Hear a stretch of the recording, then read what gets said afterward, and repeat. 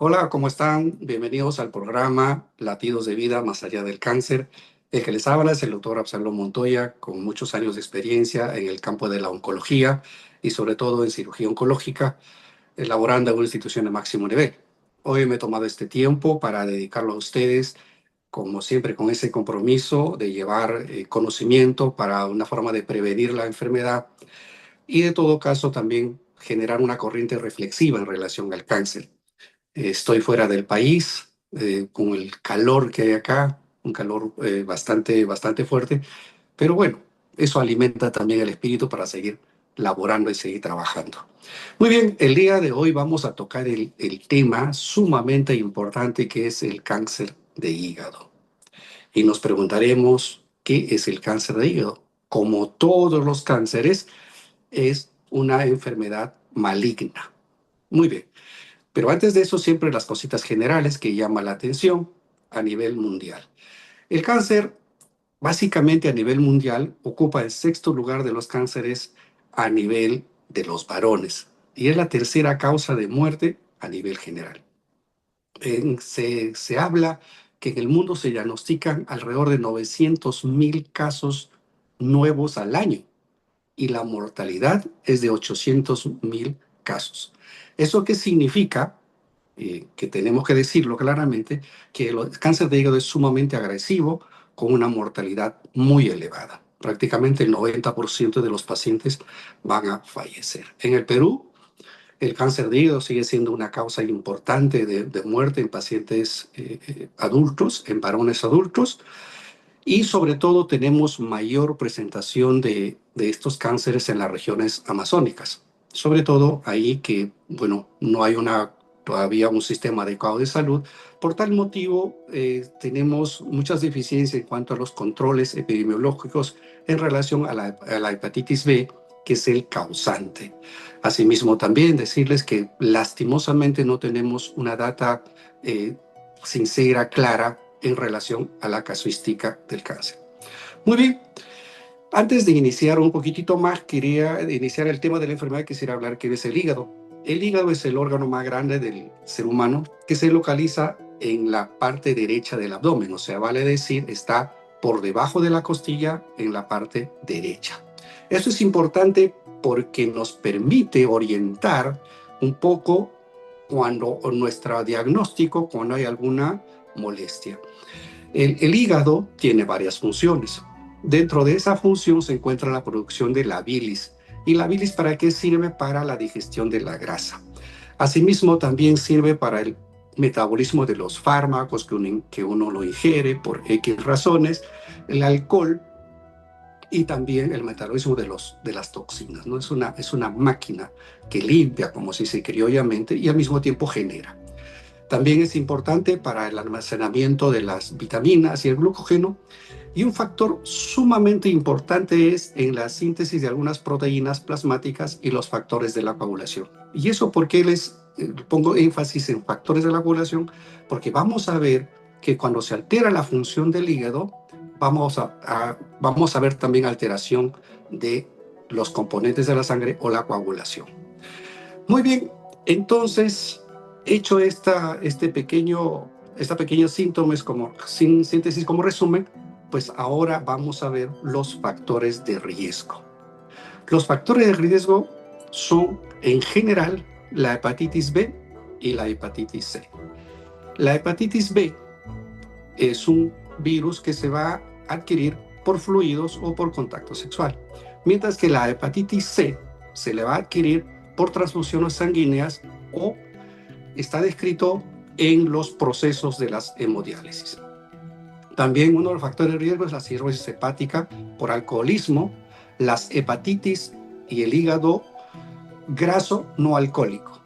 También es importante determinar las aflatoxinas. ¿Qué son las aflatoxinas?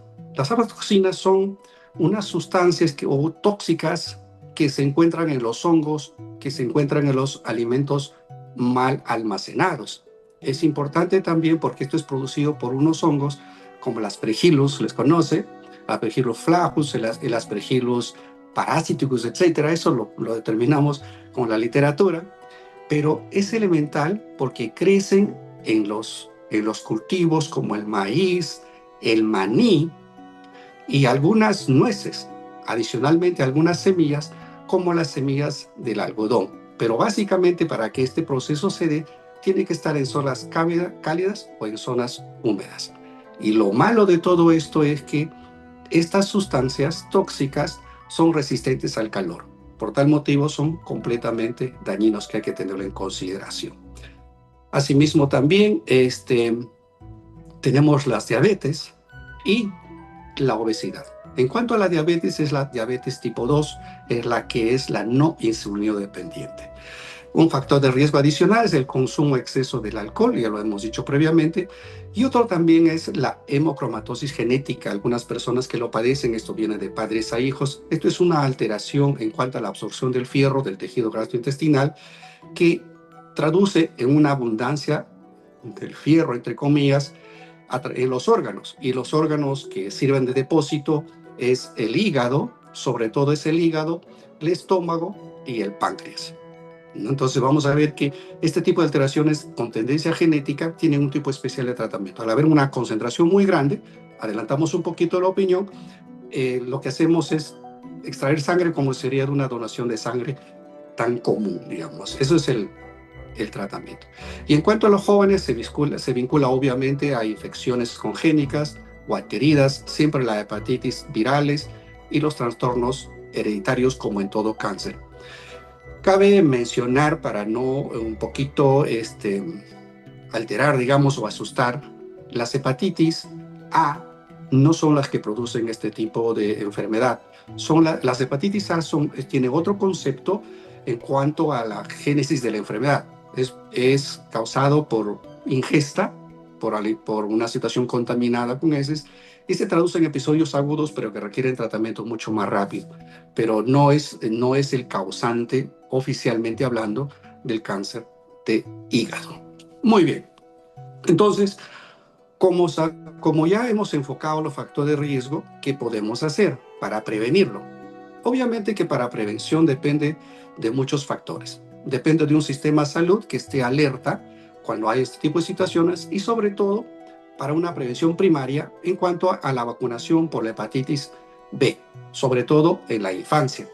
Asimismo también, si hay pacientes que están propensos o que hay un contacto con la hepatitis C o que son diagnosticados hepatitis C, lo que se tiene que hacer son controles seriados periódicos cada 6 meses, ¿no? En relación a, digamos, buscar tumores. Y el mejor examen es la ecografía. Asimismo también, pues obviamente si tenemos diabetes, obesidad, si tenemos el consumo de alcohol, tenemos que limitarlo o hacer los controles. O sea, la forma de prevención básicamente está en eliminar o disminuir los factores de riesgo. Asimismo, también tenemos que ver, importante es no consumir los alimentos contaminados, como ya lo hemos dicho, los alimentos que están mal almacenados.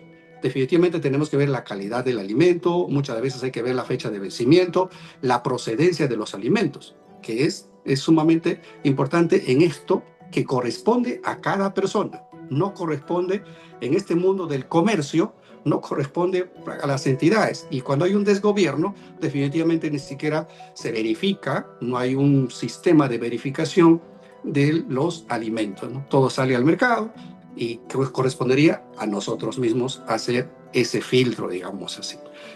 Muy bien, aclaremos entonces que ya estamos factores de riesgo, la forma de cómo prevenirlo, y ahora vamos a tocar los signos y síntomas. En cuanto a los signos y síntomas, en momentos iniciales no hay mucho síntoma. El síntoma puede ser un dolor localizado en la base, en la parte baja del tórax, por debajo de la costilla, en el lado derecho, que estoy, bueno, acá, no sé si en la cámara se ve, pero estoy identificando la zona. Pero ese dolor hay que diferenciar un poquito. Es un dolor que paulatinamente se va incrementando. Es un dolor sordo, como que oprime, como que pesa. Es muy diferente, puesto que la localización de la vesícula es casi en el mismo lugar Es muy diferente los trastornos de la vesícula por cuadros inflamatorios o por cuadros de cálculos, que se llama la colestitis crónica calculosa, reagudizada, etcétera, etcétera, que es de tipo cólico. Es de tipo cólico, retortijón. El hígado es presión, como que hay un dolor sordo, decimos nosotros. Vesícula es retuerce, es cólico. Pero, adelanto opinión, en relación a este síntoma, es muy importante ir un poquito más allá. Si hay un dolor vago en esta zona alta del abdomen, no solamente hay que pensar en hígado, hay que pensar en otras estructuras, en la historia profesional, en la casuística que hemos visto. Muchas personas van por un dolor referido en el lado derecho y al final resulta ser una lesión en la vía biliar, una lesión en el páncreas, una lesión en el estómago, incluso en el riñón, etcétera, ¿no? Entonces, vamos a ver que ante un dolor permanente o que se va incrementando de poco a poco, hacerse un examen general o un examen, digamos, específico, ¿no? Eso lo vamos a ir viendo en cuanto al diagnóstico.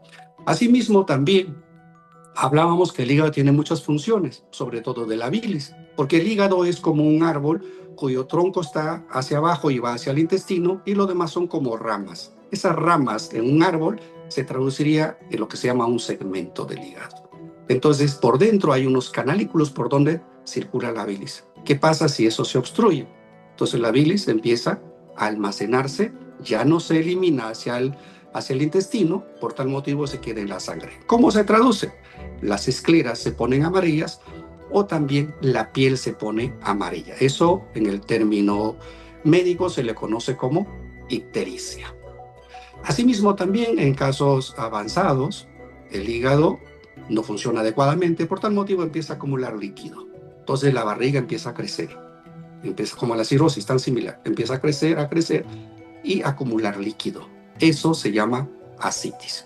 Obviamente, si la barriga crece por la acumulación de líquido, va a comprimir el diafragma. Por tal motivo, va a haber dificultades en la respiración que se traduce en fatiga. El otro síntoma es que si yo toco una masa, está creciendo, toco un bulto ahí, obviamente es lógico pensar que podría haber ahí un cáncer de hígado. Asimismo, cuando la función del hígado se altera, puede haber náuseas, vómitos y sobre todo baja de peso inexplicable porque la función se está alterando. Muy bien, entonces ya tenemos signos y síntomas. Ahora, ¿qué vamos a hacer? Buscar un diagnóstico. Como todos los tipos de cánceres que he dicho, la certificación de un diagnóstico es por patología. Los demás son impresión diagnóstica. Todo lo que me lleva, todos los exámenes, todo lo que yo pueda pedir, me hace pensar en que podría ser algo malo, pero no me da la certeza. ¿Qué me da la certeza? La patología. Entonces, si tengo un problema de dolor difuso, tengo todos estos síntomas que hemos numerado, el primer elemento más accesible o el examen más accesible para el diagnóstico es una ecografía. Hay que tenerlo presente también que la ecografía es operador dependiente, depende de la persona que lo hace. Y ahí uno de los grandes problemas es que si el radiólogo, el profesional que hace la ecografía no está entrenado, va a dejar pasar. ¿Por qué digo esto? Porque muchas veces hemos visto tumores hepáticos, tumores del páncreas o tumores en otro lugar que no han sido identificados porque ingresan directamente a cálculos a la vesícula, ya, diagnóstico, colecistitis y nada más, y termina. Entonces, no, tiene que ser más minucioso, tratar en lo posible de estudiar todas las otras partes del cuerpo. Entonces, dicho eso, el examen complementario que nos va a servir para ver la localización y al mismo tiempo el estadiaje es una tomografía de abdomen y pelvis. Y obviamente, si encuentro un tumor, puedo ampliar los estudios con tomografía de tórax, o sea, hay que estudiar todo el cuerpo, y adicionalmente una resonancia magnética o una colangioresonancia. Son los exámenes habituales que hacemos. Y esto nos va a servir para muchísimas cosas, para planificar un diagnóstico histológico, como también para planificar un acto terapéutico. Muy bien, entonces también adicionalmente se puede pedir un examen en sangre, que es la alfa-fetoproteína, que es el AFP.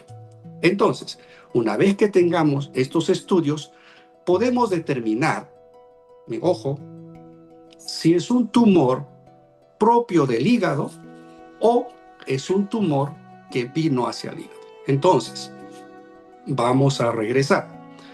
Si tenemos tumores en el hígado o un cáncer de hígado, lo primero que tengo que determinar es un primario, o sea, apareció en el hígado o vino de otro órgano. ¿Por qué es importante eso? Porque nos marca una pauta terapéutica y al mismo tiempo un pronóstico. Un ejemplo, si es que tenemos un tumor o tumores, sobre todo tumores, que vinieron de la mama, serán tratados como cáncer de mama. Si vinieron del colon o del recto o del páncreas o del estómago, serán tratados como tal. Pero mientras que si tenemos al revés, un tumor primario del hígado, pero que se fue a otro órgano, que lo más frecuente es el pulmón, ¿no? Y los ganglios periféricos o ganglios linfáticos, ¿no? Entonces, si tenemos todo ello, lo que vamos a determinar es un tratamiento como primario del hígado. Ahora, ¿por qué nos sirve también este tipo de exámenes? Para determinar una conducta quirúrgica. Porque me va a determinar, ¿está localizado o ha invadido otra estructura? Entonces, eso es importante, los estudios de imágenes. Entonces, una vez que tengamos los estudios de imágenes en forma académica, lo estoy tratando de hacer, espero me entienda, tenemos que ver si ese tumor es resecable o no es resecable. Se llama resecabilidad.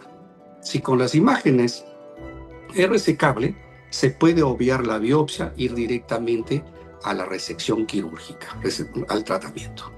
Así es.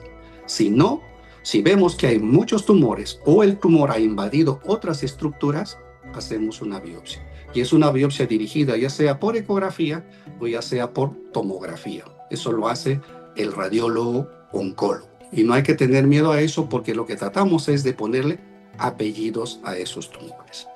Entonces, dicho eso, si hacemos la biopsia, vamos a ponerle el apellido. Y los apellidos es importante determinar porque cada uno de estos tipos histológicos también tienen un pronóstico, tanto de respuesta como un pronóstico de vida. Por decir, el más frecuente, un 90%, es el carcinoma hepatocelular. Es el más frecuente. Luego le sigue el colangiocarcinoma intrahepático, que también es agresivo, que nace en los conductos biliares. El tumor menos agresivo y que responde mejor a la quimio, por decir un ejemplo, es el hepatocarcinoma. Y también hay otros tipos de cánceres porque pueden aparecer de cualquier estructura, de cualquier célula, digamos, que conforma el órgano. Y dentro de ellos también existe el angiosarcoma hepático, ¿no? Que es raro, pero angio significa vasos sanguíneos. Muy bien, dicho eso, entre un diagnóstico histológico y un diagnóstico de imágenes, podemos determinar el estadio clínico, ¿no? El estadio clínico es especial en hígado, es especial. No solamente es lo clásico que es en otros tipos de cánceres, sino acá va un poquito más allá. ¿Por qué? Porque al hacer el estadio tengo que evaluar 3 cosas. Número 1, el tamaño del tumor. Número 2, la localización del tumor y la función hepática. ¿Cómo está la función?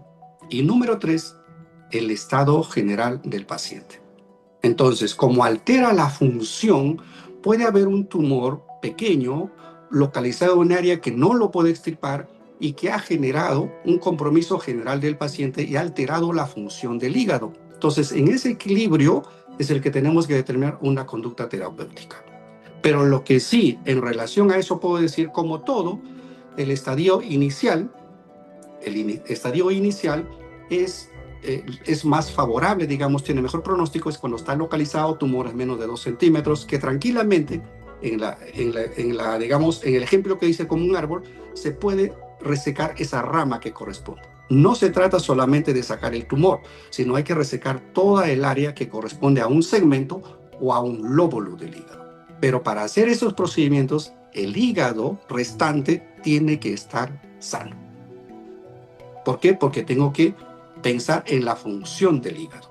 Muy bien, entonces los estadios son el 0, A, B, C, D, entendiendo que el 0 es el inicial y el D es un cáncer generalizado o un cáncer avanzado. Y en relación a los pronósticos, obviamente, estadios iniciales, mejor pronóstico, y estadios avanzados o metastásico, el pronóstico es mayor. Pero también ese equilibrio queda mucho en la apreciación de nosotros. Porque si tenemos un paciente, repito, con enfermedad localizada y en mal estado general, prácticamente no vamos a poder hacer mucho, ¿no? Adicionalmente, decirles también que en cuanto a los tratamientos, va a depender de estas cosas que estamos hablando. Sin embargo, hay que recalcar que el tratamiento que tiene mejor respuesta o el único tratamiento que tiene, digamos, el mejor control de enfermedad y pronóstico es la cirugía. Y nuevamente regresamos. ¿Cuándo? Cuando está pequeño, cuando está localizado, cuando el hígado funciona y cuando el paciente está en buen estado general. Miran lo importante que es la etapa del diagnóstico, el momento que llega un paciente al especialista. Eso es lo importante. Entonces, la cirugía se puede hacer una resección local, ¿no? Y con eso podemos controlar. Pero hay un detalle importante también, es la resección local en pacientes sin cirrosis y con función conservada, como le hemos dicho. ¿Y qué hacer en un paciente que tiene, por decir, este mismo tumor pequeño, pero le digo es cirrótico? Se puede optar por un trasplante. Cuando nosotros entendemos que el cáncer es una enfermedad sistémica, lo decimos, porque en el tiempo siempre se manifiesta en otro lado, es que no hemos avanzado mucho en nuestro país en relación al trasplante hepático por cáncer. Nos hemos apoyado básicamente en lo que es la cirugía y algún apoyo adicional con la quimioterapia, que prácticamente a pesar de todos los avances que hacemos en cuanto a la inmunoterapia, en cuanto al uso de algunos medicamentos de última generación como la terapia genética, etcétera, no hemos avanzado mucho. A pesar de la suma de ellos, se ha visto una pequeña, digamos, luz ahí en cuanto a la respuesta terapéutica, pero no es la ideal. Nos quedamos con la cirugía, que es lo ideal. Pero, ¿qué hacer cuando ya un paciente tiene un cáncer avanzado que no es operable? Bien, continuando con el tema, vamos a ver ahora qué pasa si los tumores son irresecables, o sea, vale decir que no se puede operar. O también vienen de otro órgano, que es el caso de los tumores metastásicos, o también son tumores propios del hígado que ya se generalizaron. Entonces, dos cosas. Número uno, si tenemos un tumor localizado que es irresecable porque invade algunas otras estructuras, lo que podemos hacer es optar por un método que se llama embolización. Entonces, el radiólogo intervencionista ingresa a la arteria que corresponde al que alimenta ese tumor y coloca una sustancia que va a ocluir esa luz, en otras comillas, lo va a tapar, por tal motivo no recibe irrigación y ese tumor se va a cortar con la finalidad que posteriormente se le pueda operar. Pero también hay otros métodos que se llama método de ablación o radiofrecuencia, o también se puede, digamos, utilizar microondas, ¿no? ¿Cómo se hace eso? Se ingresa con una aguja, se coloca dentro del tumor y se emite este tipo de radiofrecuencia, o también se hace ablación con frío. También se puede destruir el tumor. No son métodos alternativos que, si bien es cierto, ayudan, pero ayudan del punto de vista del control de los tumores, pero no del punto de vista de la enfermedad. Muy bien, entonces, si nosotros vamos más adelante y encontramos que el tumor es resecable o hay varios tumores o son tumores metastásicos, vamos a buscar la quimioterapia que corresponde, y lo hemos dicho, de acuerdo al órgano que se originó. En este caso estamos tratando del cáncer de hígado, trataremos en lo posible de usar algunas alternativas de quimioterapia, aunque lo dije previamente que no están tan bien determinadas. Existen todavía algunos ensayos con terapia genética, vacunas personalizadas, etcétera, que están en camino y esperemos dentro de pronto den buenos resultados. Muy bien, dicho esto, y ya nos queda la parte de reflexión en relación al pronóstico. El pronóstico en general no es bueno, pero les vamos a decir que depende del estadio de la enfermedad, depende del estado del paciente y depende de la función del hígado y al mismo tiempo llama la atención a todos nosotros en este sistema que tenemos, en un sistema un poquito fragmentado en el sistema de salud, el acceso al tratamiento. Los tiempos son valiosos y eso influye mucho en el pronóstico, tanto de enfermedad como el pronóstico de vida. Pero en general, de acuerdo al tipo histológico y de acuerdo a lo que ya hemos conversado, la sobrevida a 5 años, si se opera y se reseca la enfermedad, en casos iniciales o localizados, la sobrevida a 5 años es un 75%. Pero si es en etapas avanzadas, la sobrevida es menos de 1 año. Miren qué importante es el acceso a algún sistema de salud adecuado, especializado, con los tiempos y también el acceso cuando se trata de una enfermedad inicial. Muy bien, entonces, para acá nos quedan algunas cosas como para evaluarlos, ¿no? ¿Qué viene después? Uno de los grandes problemas que tenemos es que cómo los pacientes enfrentan la enfermedad, enfrentan los tratamientos y le enfrentan la enfermedad. Porque el tratamiento quirúrgico en hígado es bastante complejo, con riesgo de mortalidad incluso por sangrados. Por eso es que eso se tiene que hacer en una institución donde se provea, tengamos todo un banco de sangre adecuado para poderlos atender. Asimismo, también los demás tratamientos no ayudan mucho. Por tal motivo, nos quedamos sin herramientas y los pacientes obviamente generan bastante angustia o ansiedad o depresión en este mundo, digamos, de no poder tener la seguridad de que realmente la enfermedad va a ser controlada. Entonces, ese miedo influye mucho tanto en el tratamiento como en digamos, en la fortaleza que tenga para recibir este tipo de tratamientos. Entonces, para eso requiere un equipo multidisciplinario, requiere bastante el apoyo, sobre todo el apoyo psicológico y esa entrega que tengamos nosotros con esa empatía y compromiso para poderlos ayudar. Bien, no sin antes decir, siempre también hay muchos factores que influyen en un diagnóstico tardío. Vamos a ver propio de la enfermedad que carece de síntomas, son síntomas vagos, hay una desinformación grande en relación a la hepatitis B, a la hepatitis C y sobre todo en poblaciones de riesgo, no hay un sistema de educación adecuado, ¿no? El acceso limitado a los oncólogos es frecuente, digamos así. El acceso es limitado por la misma centralización de todos los pacientes, todos los oncólogos estamos en la capital, etcétera. Y adicionalmente no hay un programa de prevención y vigilancia adecuado. Todo es al azar en cuanto a cumplir con indicadores y muchas veces no se refleja en el impacto real de lo que es el diagnóstico y el tratamiento oportuno. Muy bien, espero que este programa les haya servido como orientación, les lleve a la reflexión. Les pido que lo compartan, este programa es muy bueno, nuestro compromiso es grande con la sociedad. Compártanlo, suscríbanse al canal, que es importante para nosotros para seguir generando contenido. Compartan, denle like, todo lo que se puede hacer con el afán de ayudar también a una sociedad y dicho esto es salvarles la vida. Recuerden que los diagnósticos en etapas iniciales o el diagnóstico precoz es lo ideal en el control del cáncer. Así que les agradezco y nuevamente invitarlos para un próximo programa que será bastante importante, sobre todo en una población que tiene poco acceso a los sistemas de salud. Así que muchas gracias y bendiciones.